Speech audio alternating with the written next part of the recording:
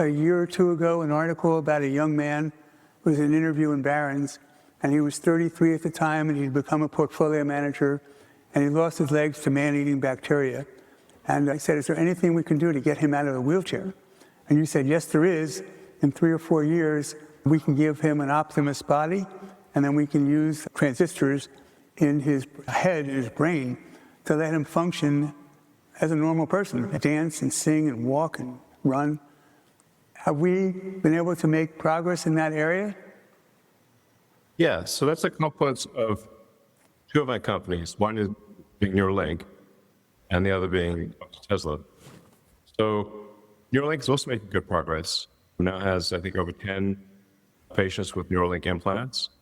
And these people who didn't have the ability to move their arms or legs, in some cases, were completely locked in, like Stephen Hawking.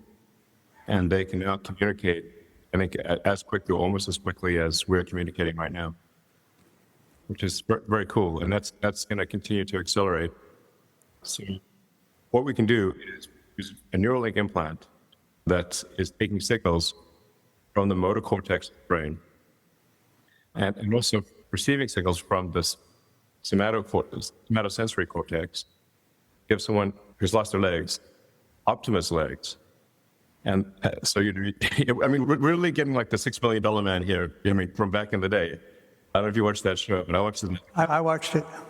Yeah, I thought it was pretty fun. We can actually give someone superhuman cyborg capabilities, like the $6 million man, but less than $6 million. Even in this day and age. I mean, $6 million back then was a fortune. These days, it's like nothing. But we're much less than that. I mean, like for something that would be reasonable and affordable, it might be more like $60,000 type of thing. And you can take the signals from the neural link in the mind that would be transmitting to the legs and transmit those to the attached Optimus robot legs. You would actually be able to run faster than a human. Just like $6 million man.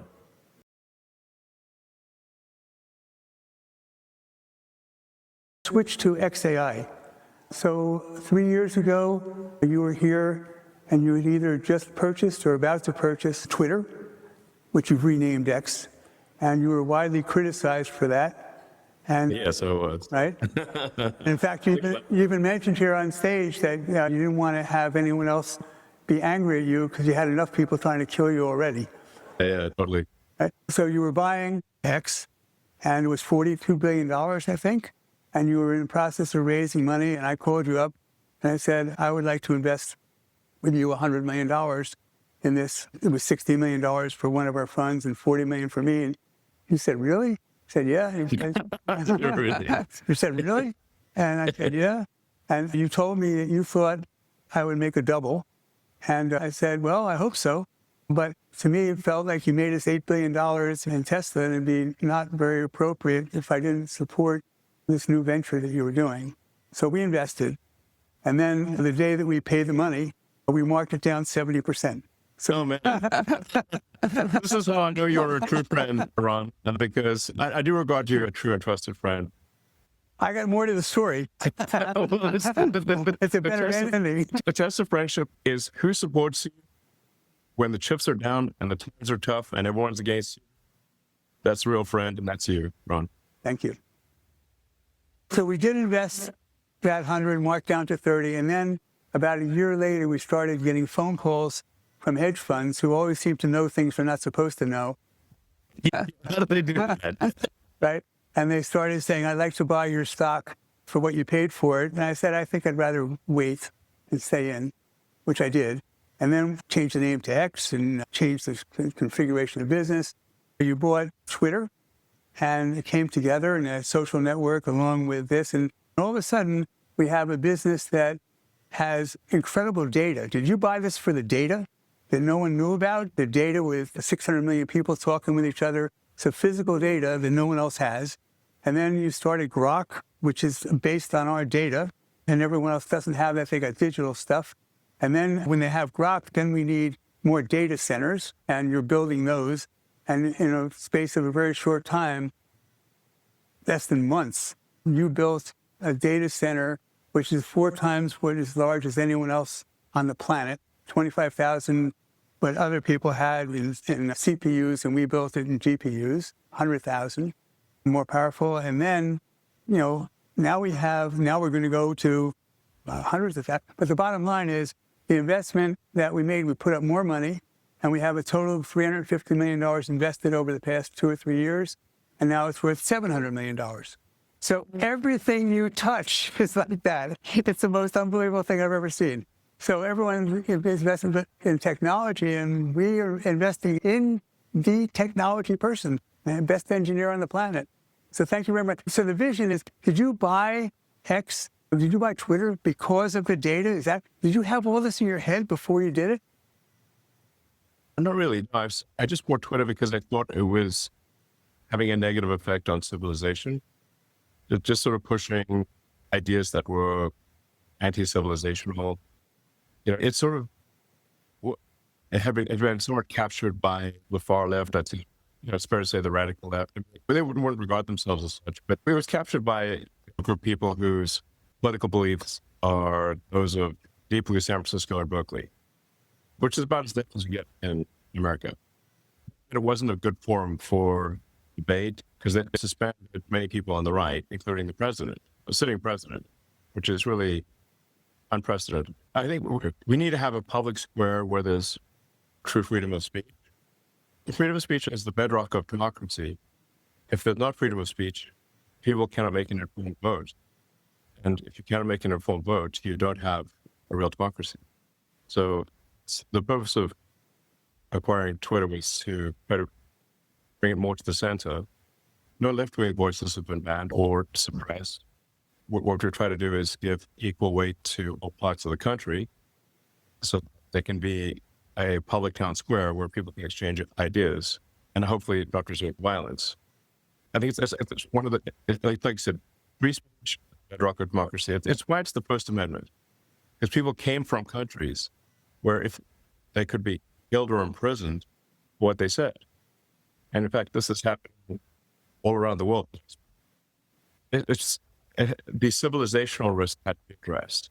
If America is not strong, then what do businesses matter? America is the central pillar that holds up a Western civilization. And if that pillar falls, everything falls.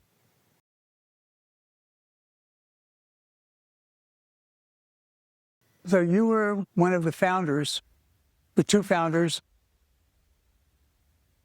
of ChatGPT and OpenAI, and you had a disagreement, and it was founded as a charity, and it was your idea that you wanted to make sure that freedom of speech and all the things that you deem important for good lives on our planet were followed, safety. And the other founder, what he tried to do and did was accomplished is that he got control, even though it was your money, and he got control, and he said, Elon, I'd like you to stay, and you said, I want to go, I don't want to be a part of this, and he offered you some ownership, and you said, I don't want it. And so here you walk away from an ownership of ChatGPT, so you're obviously not doing all this stuff for money. I mean, you are, but I mean, that's not. But I mean, if it were only about money, you would have never left with something that's worth $500 billion by itself. And so here you're forming this new entity to accomplish what you wanted ChatGPT to accomplish, but you think that we have an advantage in this because of the data, because of the compute, because of what? What are you going to do with this ultimately? So you talk about connecting physical world to digital. What does that mean? Yeah, well, just going back to OpenAI for a second, the reason I founded OpenAI was because I was concerned, based on my conversations with Larry Page, who used to be a close friend of mine, that he was not sufficiently concerned about the dangers of AI. This really came to a head when, at my birthday party, he, in front of a large group of people, called me a speciesist for favoring humanity over computers. I find that troubling. It's like, Larry, what side are you on? It sounds like you're on the side of the computers, but you really need to be on Team Humanity here, you know? So after that, I was like, okay, this is it. We got to have some counterbalance to Google because Larry doesn't seem to care if humans make it or not. So I thought, what's the opposite of Google? It would be an open source nonprofit. And that's where the word open in OpenAI comes from. It means open source. And I provided all the money, like whatever the Series A, B, C rounds, and recruited the key people like Ilya Sutskever and taught them everything I know. And, you know, I actually even got them to deal with Microsoft with Satya. Actually, I got Satya to donate some time from Azure. And for all that, I did not seek any financial reward whatsoever. The reason I actually turned down the offer for shares is because I felt like nonprofits are supposed to have shares. At least last time our nonprofits are not supposed to be self-enrichment. That's why I on the offer of shares, because it didn't seem morally or legally defensible. With XAI, we are starting late with XAI, and we're only 2.5 years old, basically. We're starting from behind. I don't want to pat myself on the back here, but I'm pretty good with technology. And we are advancing faster than anyone. So I think for technology ventures, the winner ultimately is the one that is able to move past this.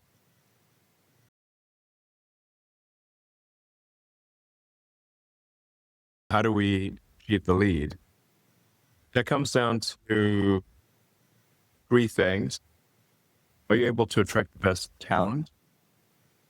Are you able to bring the most amount of AI hardware online? Can you bring GPUs online faster than anyone else?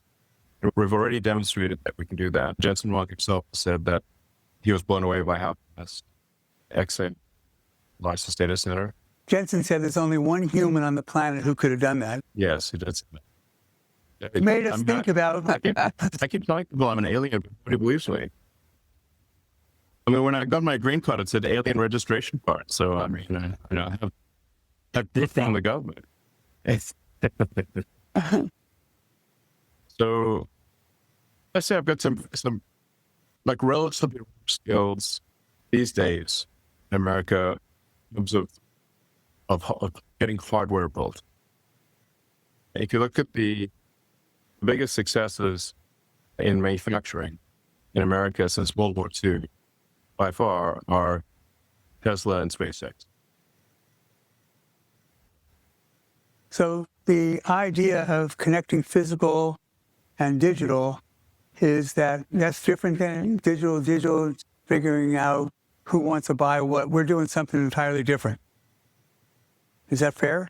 I wouldn't say we're doing something different. We're doing something that are the same, some things that are different. If you're just saying the elements that define success for an AI company are going to be, 1, the talent, 2, the hardware, how much hardware can you bring to bear? That's actually a very big deal. And we've shown that we're the best at doing that at XAI. And then 3rd, unique access to data. And for that, we've got the X system, formerly the Twitter system, which is by far the best source of real-time data in the world. Those are some pretty significant assets. Come up with some very innovative ideas. When I have more ideas in my head than I know what to do with, frankly, I think we'll make some moves that are not on the chessboard, that people don't anticipate. So creative moves. I should point out that Grok right now, actually, Grok Heavy is still the smartest AI, to the best of my knowledge. Now, Grok 4 Heavy is where we spawn several agents. They work in parallel. They compare their output, like a study group, and give you the final conclusion. And it keeps getting better. And now we've begun training on Grok 5. Grok 5, I think, will be the smartest AI in the world by a significant margin on every metric, without exception. I might be wrong, but I think that will be the case. And that will be in Grok 5. Yes. Grok 5 is the first time where I thought, well, we have a non-zero chance of achieving artificial general intelligence. Not that it's a high chance. I calculate like 10%.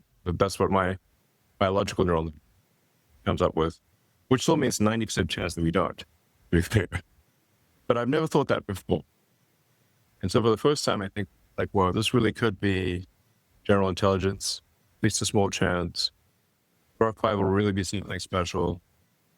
And it'll be both extremely intelligent and extremely fast. So one of the things that we're doing that I think is interesting is Grokopedia, which we're going to rename down the road to be Encyclopedia Galactica, in honor of Isaac Asimov and Douglas Adams. The idea of Galactica is to create an open source repository of all knowledge, like a distillation of all knowledge. And open source meaning anyone can access it, anyone can use it, and if other people want to train on it, they can do so. Create copies of this and distribute these copies throughout it, and even put them on the moon and Mars and out in deep space as, in a way, sort of a modern day Library of Alexandria. It was the great tragedy that the Library of Alexandria was burnt down. So in order to preserve this knowledge, I think we want to literally etch it in stone and distribute it widely. So in the worst case scenario, you can see what we learned and pick things up from there.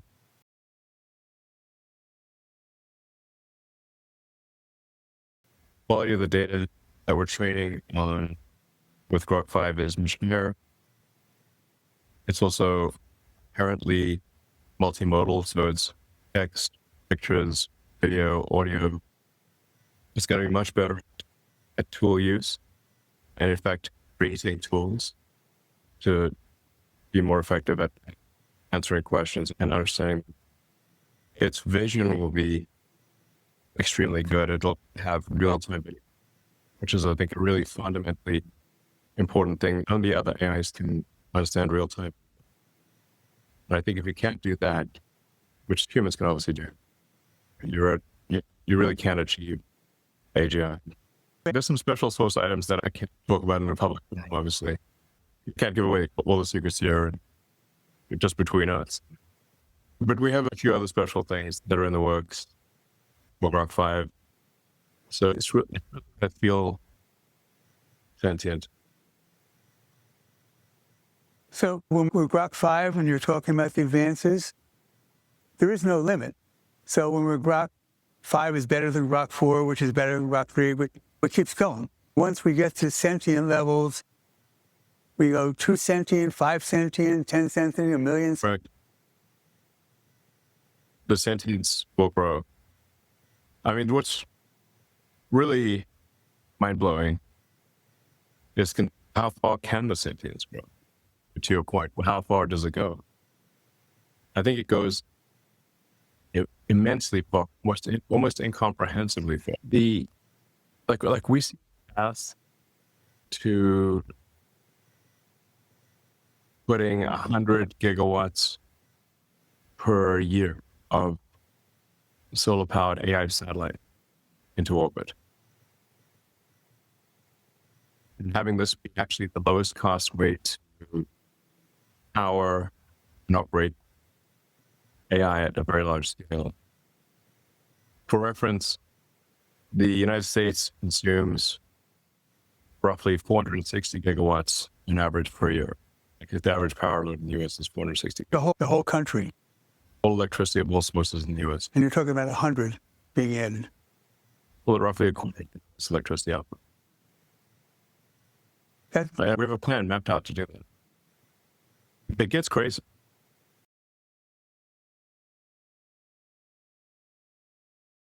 When we started investing in Tesla, you were telling us that it's the machine that makes the machine. Every 35 seconds, the car rolls off. And then you say that we're going to get down to 10 seconds. And you said it's a possibility we can go to 5. Every car is rolling off a line. How's that happen? I certainly see a path to achieving a roughly 5,000 milliseconds or 5 seconds, which is only really walking speed. That's like sort of a fast walk. 1 meter per second is a fast walk. The car is less than 5 meters long. So 5-second cycle time, the cars will be exiting the line at walking speed. You can run away from them. It's not going to be like they're coming out like bullets or something. When I was in the factory one night and I was looking at the factory and I was like, this could be much more efficient. It could be much faster. Just trying to just rough math, trying to calculate the volumetric efficiency of the factory to divide the factory into cubic meters and say how many cubic meters are doing something useful. And it's a surprisingly small percentage.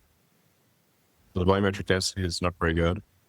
And then the speed of like the cars and the parts moving is quite slow, generally limited by the speed at which people can, say, attach brake lights or a seat or something like that.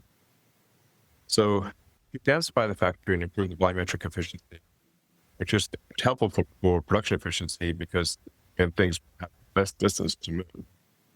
Just like a chip, you densify the circuits in a chip, you're more efficient. You think of a factory is a lot like a chip. How do you make a chip faster? Well, you bring circuits closer together, make them smaller, and you increase the clock speed. So Robin told me that you told her once that I think of myself as a bit. And if I'm a bit, how would I like to travel? That makes sense. A bit or an atom. Because I'm software or if I'm on a chip, I say, what's the journey of the bit? What am I doing? If this journey doesn't make sense, I need to fix it. If the journey of the atom in the factory doesn't make sense, I need to fix it. So when you say you're working on weekends, I spend all my Sundays working on a chip. What does that mean? What do you do? It's Saturdays, but sometimes Sundays actually. It's best. Recent weekends has been Sundays too. Yeah, just the AI5 chip, which is going to be a great chip. Well, Tesla hinges on that chip. That's the chip that will go into our next generation of self-driving cars, and it's also essential for the Optimus robot. So that chip program was in bad shape. It wasn't closing because it's quite an ambitious chip design, and it really wasn't on a path to success. And then we also had the Dojo program, which was also doing okay, but not on a path to be competitive with. So I collapsed the two programs into just one program, which is get everyone focused on the AI5 chip, which is essential. Continue to use NVIDIA for training, but we need the AI5 inference chip, which is it's a very powerful chip, but it's also a very low power. It doesn't use a lot of power. So its performance per watt is extremely good. We think, probably going to be at least 2 to 3 times better than NVIDIA in performance per watt at the inference level in the car and the robot. 10% of the cost of an NVIDIA chip. So these are very important numbers to achieve. And I had to get the chip program back on track, so we'll invest a amount of time into it. And at this point, I have the entire physical design of the chip laid out in memory. I can visualize the whole thing.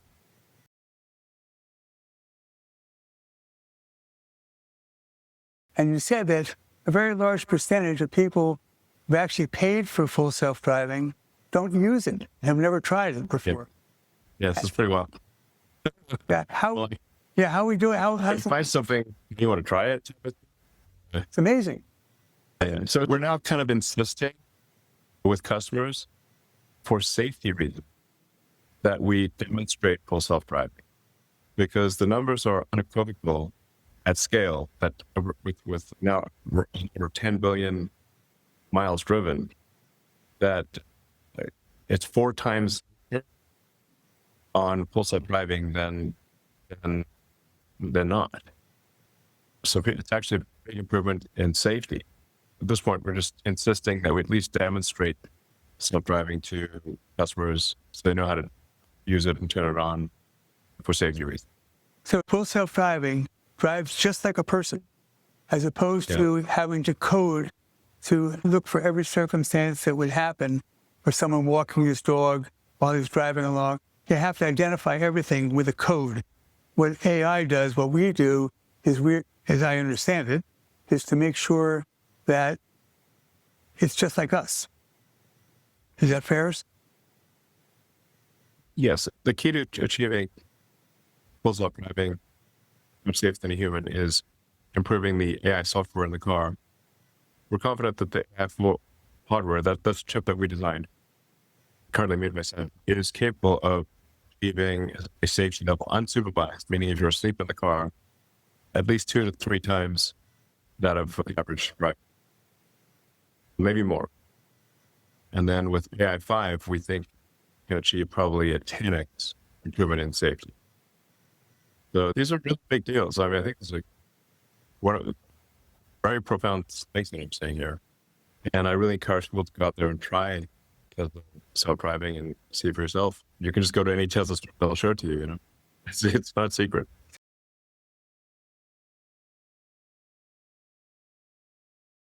What I mentioned this morning on CNBC was that you're not doing this so you can get enough money to buy a beach house. You're doing this, even mine.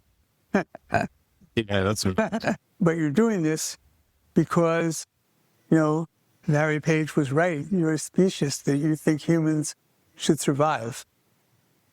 So I'm unabashedly pro-human.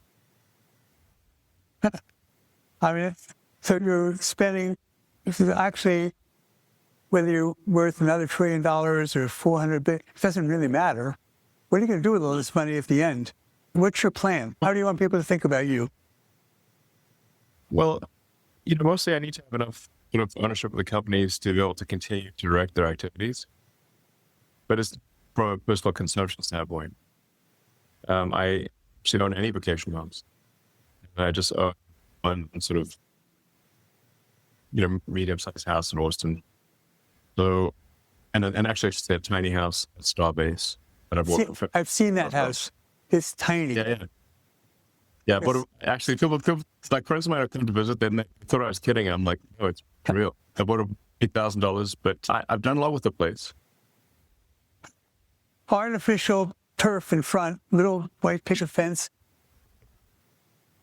Yeah. So, but like I said, with AI and robotics, there will be a balance role. So it's people actually, I think, in fact, in a benign scenario, there's going to be an interesting threshold that robotics pass where it's run out of things to do for humans.